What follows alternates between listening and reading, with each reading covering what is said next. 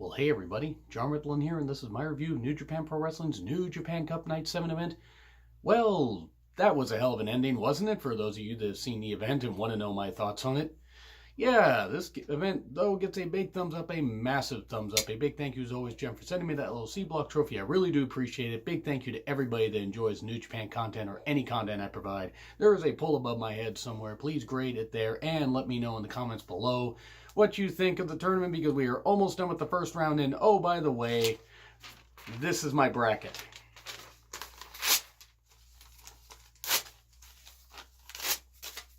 RIP my bracket. Yeah, I got the winner wrong. I'm not gonna complain. I'm not gonna whine. And I'm gonna get to my thoughts, fully in just a second. Firstly, I want to give big credit to Kevin Kelly, Chris Charlton, and Rocky Romero on commentary. Maybe one of the best commentary trios that I've personally ever listened to. And I know I don't listen to every, I haven't seen every single wrestling promotion ever. I've seen enough of them, but it's like I would rank them in the top 10 easily. They just had tremendous chemistry and everything and can put over matches while still having fun. But anyway, so yeah, let's get on with this card. Boy, this review... This review's already off to a roaring start. RIP my bracket once again. Nakanishi, Nagata, Kojima, and Tenzan versus Yota Tsuji, Ren Narita, Shota Umino, and Honma. So you got 5 veterans and 3 young lions. And boy, I don't know what Yota did. I have no idea, but a couple young lions go after Nagata, and Yota just gets the piss beaten out of him here. I mean, my God, he just gets thrown the guardrails and everything. It isn't the last time that we're going to see him in the match, but... Narita gets beat up a bit. I mean, he gets in a couple shots. Shota gets in, attacks Nagata. Nagata seems to be the focus here. He is well respected, but also the young lions want to prove themselves against him. And then Honma and Kojima have, the chop fest and everything. And Kojima does this. I don't know how the hell to say it, but the crowd seems to know what it is. Let's go, you bastards, or I'm going for it, you bastards. I think I've heard something along those lines from commentary. Forgive me if I got that wrong. But yeah, Kojima certainly still has the crowd on his side. Yota does get in. He does hit a few good moves, but in the end, Tenzan taps him out with the Anaconda device. And then Shota and Nagata of all 2 people having a scrap afterwards. So you want to move Shota up, and have him prove his mettle. Besides facing Tanahashi in the New Japan Cup, give him a few with Nagata. And if Shota goes on excursion or something like that and comes back later in the year, however long an excursion is. His excursion is, my God, that would be great. So yeah, that was a good start to the show. And then we get Mikey Nichols, Elgin, and Juice Robinson versus Hikuleo, Chase Owens, and Bad Luck Fale. Certainly wasn't bad. This is mostly about Chase and Juice and everything. The U.S. title feud that's impending. All these guys were in the New Japan Cup, are no longer in the New Japan Cup. Good thing for Elgin, too. Elgin got beat up, or started to get targeted a little bit, but then, took it all 3 members of the Bullet Club. The poor Bullet Club having to, sell for that idiot. I know the guy's got skills, but I'm sorry. Elgin's a fucking creep. But, he did break Chato's kendo stick. That was pretty cool. There were some huge chops from Hikuleo and Elgin. I mean, my God, they were just, smashing each other. A lot of huge chops and strikes on this show. Juice got tagged, fights with Chase. We get Mikey and Hikuleo in, and soon after, Mikey Bomb 1, 2, 3. So yeah, so one member of Chaos gets the victory. So I'm curious to see what they're going to do with Juice if he happens to lose the title to Chase Owens, if they happen to do it at the MSG show. They had a bit of a shocking Ring of Honor title change at their 17th anniversary show the previous night, where the Briscoes are no longer the champions. I mean, sorry if any of you guys haven't seen that. But, I didn't see it. I just read about it on Twitter because I was working.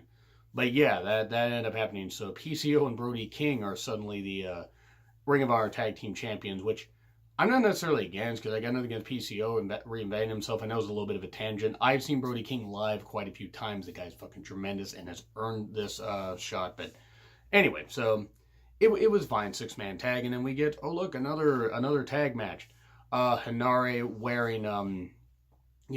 colors to, show solidarity with the Christchurch, after the Christchurch attack that happened in New Zealand. Terrible attack, by the way. And if you check his Twitter feed, he was understandably upset, as were many people. But as a native of New Zealand, he knows that his country's better than that. But anyway, it was Hanare and Togi Makabe versus Killer Elite Squad. I wonder who won this. it was the Killer Elite Squad, clearly. It wasn't a bad match. I don't mean to brush that off right there, but Hanare did get beat up a bit. Makabe got tagged in, hit some good shots. Hanare got back in a little bit later, did hit some good moves, but in the end, he did get hit with the Killer Bomb for the 1-2-3. It was not a bad match, but like on every single one of these shows from night one to now, there's always one match that's there to have guys in it, but to maybe only go like 8 minutes. I mean, this one just seemed over really quick. It's like what they did with Taka and Sabre Jr. when they were teaming up, on nights when Sabre Jr. wasn't competing in cup matches. It wasn't a bad match. It was what it was. And respect to Hanare, I can only imagine how, warrior spirit, definitely. I can only imagine how tough it was for him, knowing how much his heart was hurting for his home country. Just seeing how he was able to battle through that and everything. So credit to him.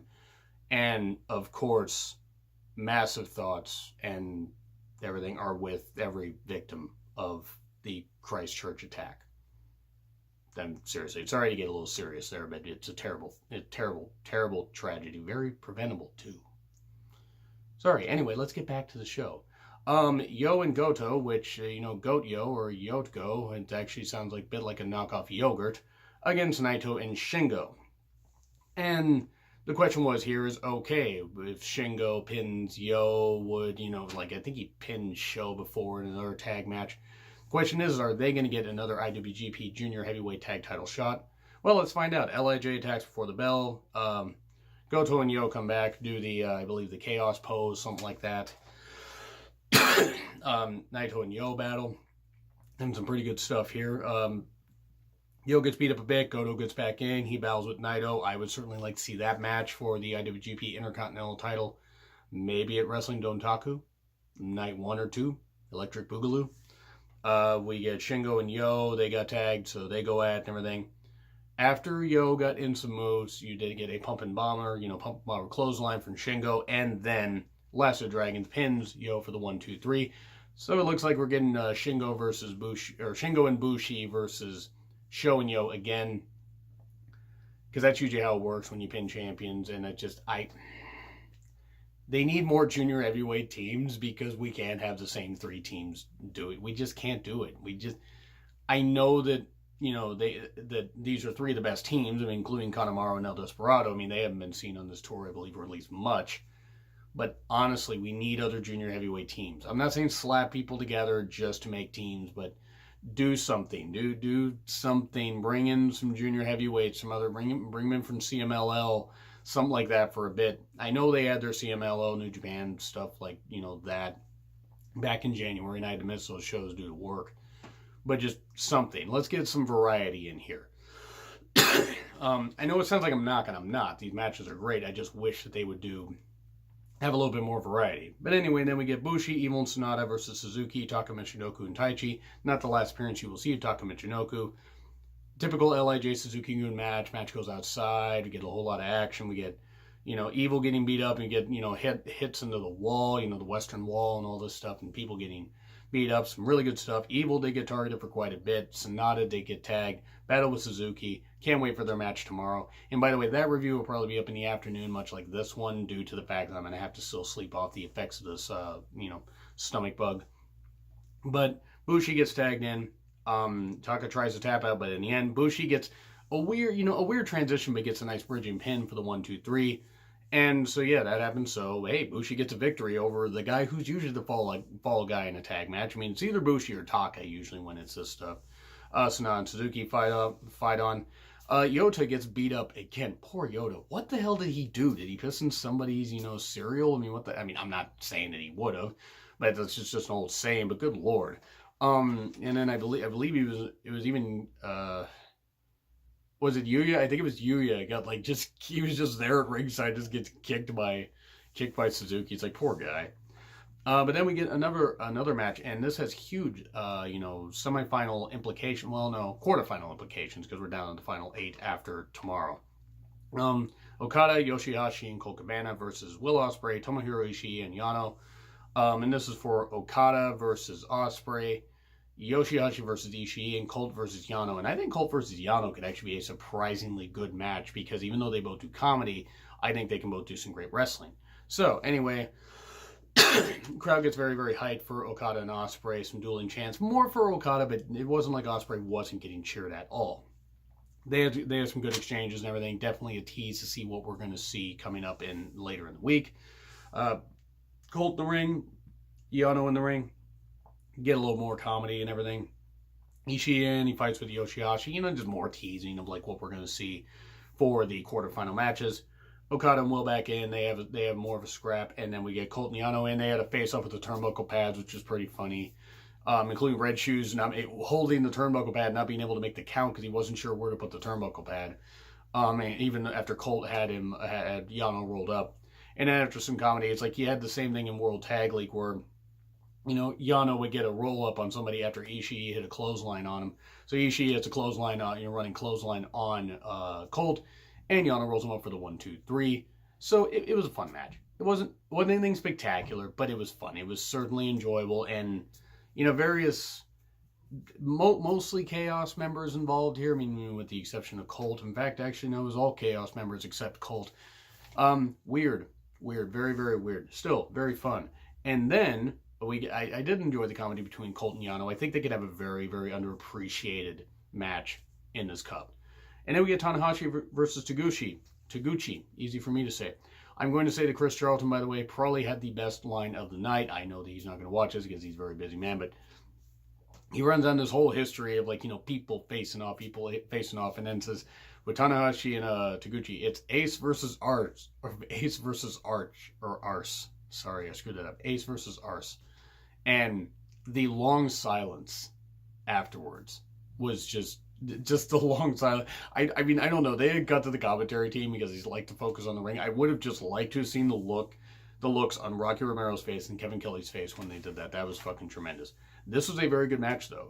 Tanahashi's, experience and power. And I mean, it's not like Taguchi doesn't have his own experience and hasn't been around for a number of years. These guys faced off well, back in the past, I believe 10, 11 years ago, something like that, is what they referenced in the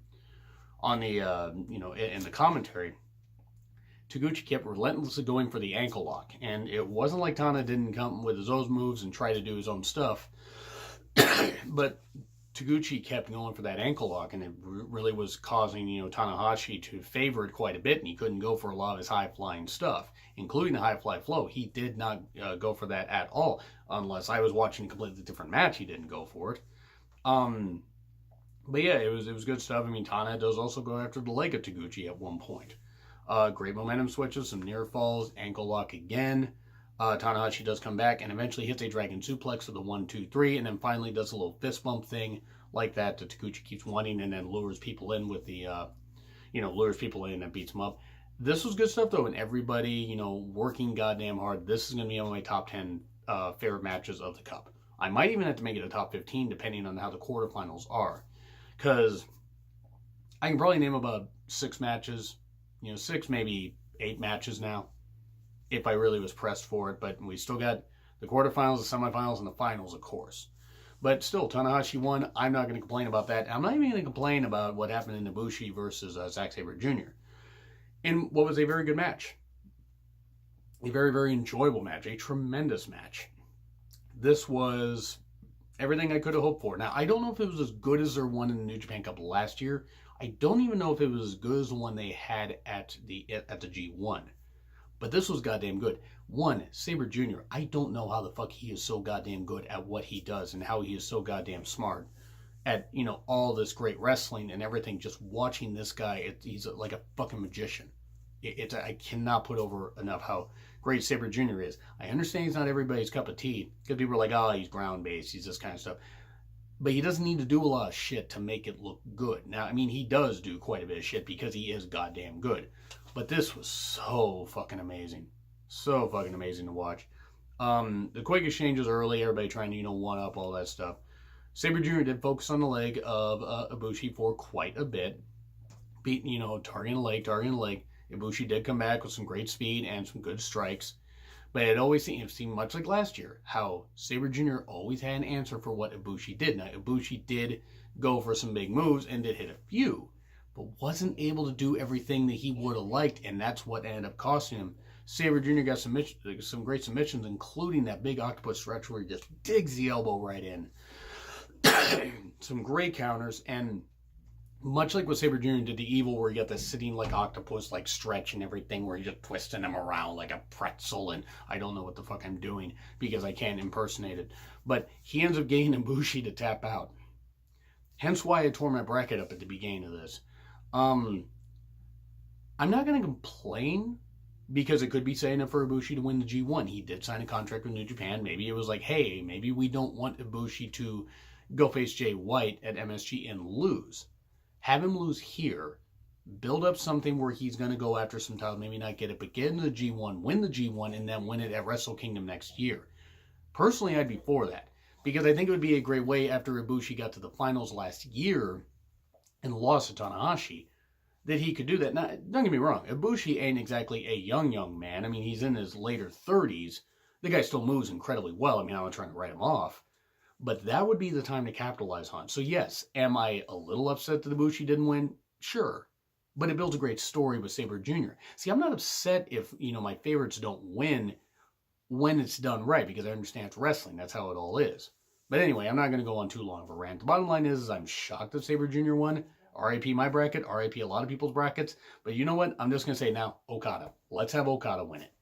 Why not? At this point, because Sabre Jr. versus Jay White could probably be a very, very good match. And that's if Sabre Jr. gets to that point. But it's going to be Sabre Jr. versus Tanahashi. So that's going to be very interesting. So we have Ishii and Yoshihashi. We have Okada and Will Ospreay. We have Tanahashi and Sabre Jr. Tanahashi and Sabre Jr. And then we have Colt and Yano. And then Suzuki and Sonata to determine who will be in the quarterfinals there. So anyway, that's what's going to happen. But that's what I have to say. What do you have to say? Agree, disagree with what I said? Like, share, subscribe. Twitter handle in the description. I'm John Ritlin. I will see you soon.